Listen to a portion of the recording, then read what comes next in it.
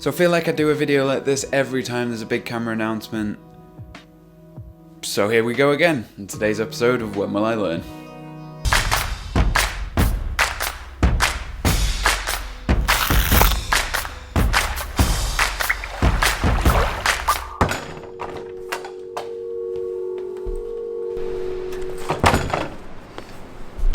I think I need to clarify something or reiterate something.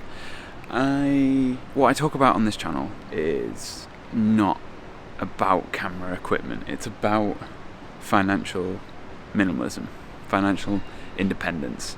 And so when I talk about not buying new cameras, I'm talking about it from a point of view of someone who wants to run a business that has minimal overheads and doesn't spend exuberantly on camera gear and things like that. Also, someone who doesn't end up on a treadmill of borrowing money to buy a new camera and then needing to borrow more money when the newest camera comes out, when the latest camera comes around. Yeah, I just thought I'd mention that, kind of say that up front, just in case this is the first time you're watching my channel. Carry on. Unless either you don't care or you've, I don't know, been in a coma for the last couple of days, you probably know that there's some new cameras that have come out from Canon to replace this guy, the Canon R. I bought that a little bit after it came out, and my thoughts on buying new equipment are still pretty much the same. You should try it, not listen to what people think about stuff. You should test it out for yourself, and ideally, I know the camera companies don't want people to do this, but you should just leave it for a little bit. See what the flaws are going to be in it. See what other people find out by testing it, by using it, actually using it, get it in their hands for a couple of weeks or months, and then make up your mind about buying it. You don't need it, especially at the moment when most people aren't even able to get out and do, proper shoots. You don't need that new camera. I think this has been really interesting in the photo world. You can get by in the photo world with a camera from maybe like 2008 onwards, because the technology hasn't changed all that much. Yeah, things have got slightly better. There are improvements in autofocus, in like actual sensors, probably not build quality, but certainly lens quality, things like that. But not to the extent that those cameras are obsolete. Yes, they've probably worn out by now. That's not to say that you can discount any new camera because an older one could have done the work. I think what we've seen recently is we've matured in the video market, and for the most part, the things that you need day to day, they're available, and they have been available for the last couple of years. Take, for instance, this camera that I'm shooting on right now. I wish it had better autofocus. There's some improvements that I wish it had. I wish there were things that it did slightly better. But for almost everything that I do with it, it works pretty spot on. It works exactly how I want it to work. And that can be said for a lot of cameras. Now, I think the problem that has plagued smaller cameras over the last couple of years is, where do you draw the line on what features to add before you start either harming your bottom line because you're taking away features from your video cameras, and where do you draw the line at adding features that are going to make the camera more unstable, more likely to overheat. So we've seen things from Blackmagic, for example, that are amazing, but they are flawed because they've tried to fit too much in. The battery life on those things is, from all accounts, almost unusable without some sort of additional kit, some sort of additional battery gear that you add onto it. And that's not to say you can't just take more and more batteries, but there is a limit to that, I think. There's probably a limit to that. Now, I think Canon did really well with this camera, their first mirrorless full frame camera, but I think it came a little bit too late. If this had been released a year or two earlier than it was, a lot of people would have thought the specs on this were pretty decent. I've made a couple of videos about this camera. I'm not hugely technical. It's one of the things you can get really bogged down in, and there's not a lot of use in getting bogged down in that. To the extent that I was using this as my kind of YouTube, quick video, behind the scenes camera, and actually I figured out that I could get as good, if not better quality, easier with a Sony mirrorless APS-C camera, and it was going to be lighter and just easier to use, and I wasn't as scared of breaking it or anything like that. This is slowly becoming obsolete, not because there's newer cameras, but because I'm looking at older cameras that do the jobs that I want them to do. So when the Canon R5 was announced and we started to see actual specs coming through a couple of days ago, one of the things that rang out for me was the idea that it was probably going to overheat. And then some of the specs came out for overheating, and as much as it's probably not going to be a problem for most people, I know, because I understand my workflow, that it would be a problem for me. This camera succeeded because it took what Canon were good at and it just put it into a really ergonomic body, and it added things like a flip screen and, you know, things. No, that's it. That's all it added. Yeah, they didn't really do a lot with this, did they? When I bought this camera, my main video camera was the C100, which, if you don't know what that is, go look it up. It's an old camera now. It's from 2012. The image from it still holds up quite well, but there are things that it doesn't do that I want from a camera. Don't get me wrong, there are some things this camera did terribly, but when people called me an idiot for buying it, I had to keep pointing to the fact that it worked for me. What people were saying was no dual card slots, and I know they fixed that on the new camera. They were saying no dual card slots on this so that it was unusable. But that's simply not true for everyone's use case. For me, most of what I do is in a studio. Most of what I do is tethered to a computer. So I've got numerous ways of backing it up. It wasn't a problem for me. This camera never overheats. So when paired with a Ninja 5, I could record for as long as I want in the highest possible quality that this camera can output, while maintaining pretty decent file sizes. You know, nothing too big, nothing too small. It's definitely usable. More than usable. Amazing, actually.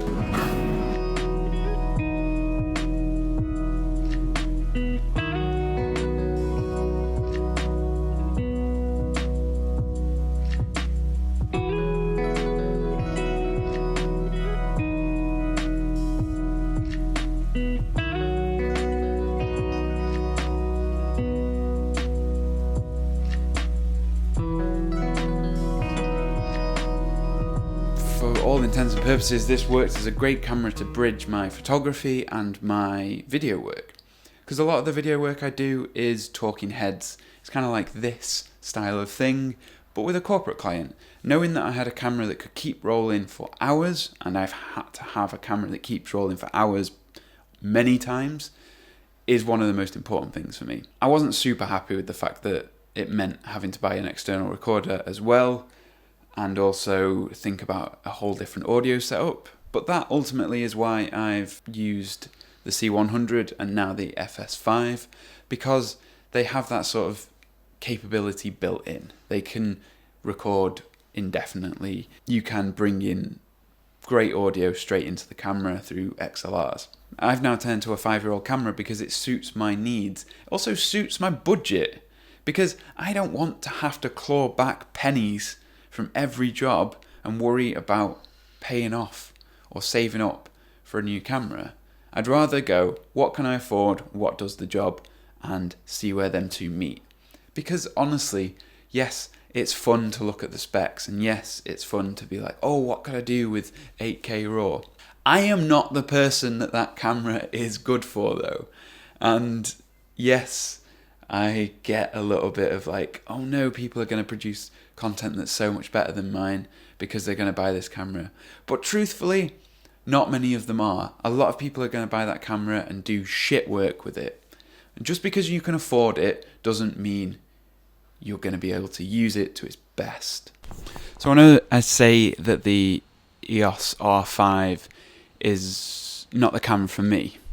And yeah, it doesn't fit with the workflow that I currently have. But I can think of a really great way that I could, if I really wanted to justify buying it, there's a way that I could.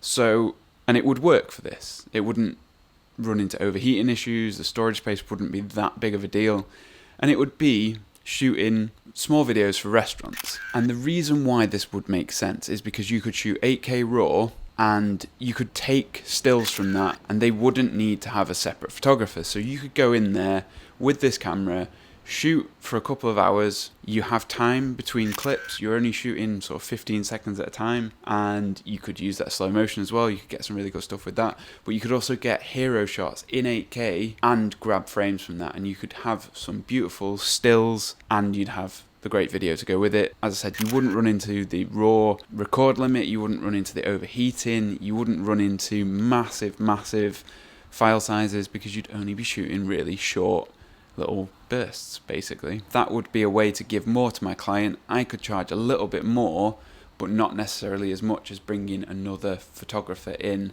to shoot the things at the same time. Because that's one of the things with restaurant photography. You get one dish, it comes out, you have to shoot it while it's fresh, otherwise it looks like shit. So you need yourself another photographer, or you need some way to have two cameras set up so you can get video and photo. It's a mess. But you could do it all in this one camera, and I'm pretty sure that 8K RAW would grade really nicely, export it as a TIFF.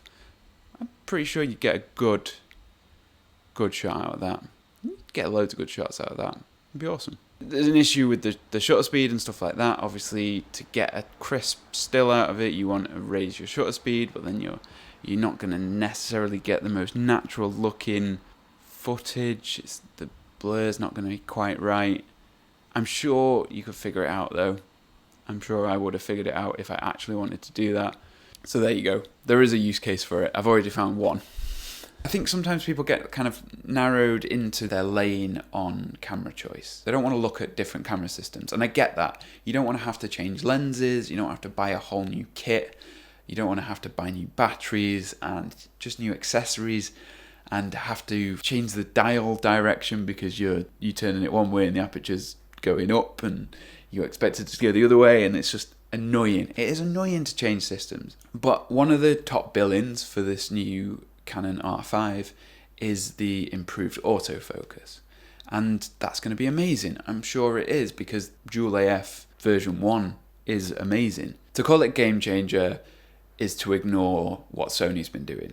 Now, I'm sure you could try and call me a Sony fanboy or something like that, but I mean, the camera that's in shot is a Canon. I am basically camera agnostic, so I don't really care. To look at autofocus and eye tracking and say that the new Canons are going to be better and you get to stick with Canon and not change out your lenses is actually ignoring some facts. Sony cameras have been doing incredible eye tracking for photo and video for a couple of years now. If you're mainly looking at photo, something like the A9, if you want to lock onto something and not lose it, an A9 with some Sony G Master lenses, you are sorted. And you have been for years. Okay, you've got Canon at the moment, you've got a load of EF lenses, and you think, right, the R5 is the answer. Yeah, I'm sure the autofocus is better with Dual AF version 2. The thing is, it's only going to hit its peak when you use it with RF lenses. Funnily enough, that was the reason why you didn't change camera brands, because you didn't want to buy new lenses. It's really easy to see the things that you want to see. What you have to do when looking at a new camera, when looking at a new anything, looking at a new camera, a new computer, a new car, is try and see it from all sides. Try and see the downsides as well as the perks. Only then, really, can you make a proper informed decision. At least that's what I think anyway. But then, I only just upgraded from a C100. Maybe don't listen to me about buying new cameras. Thank you for listening, guys. See you next time.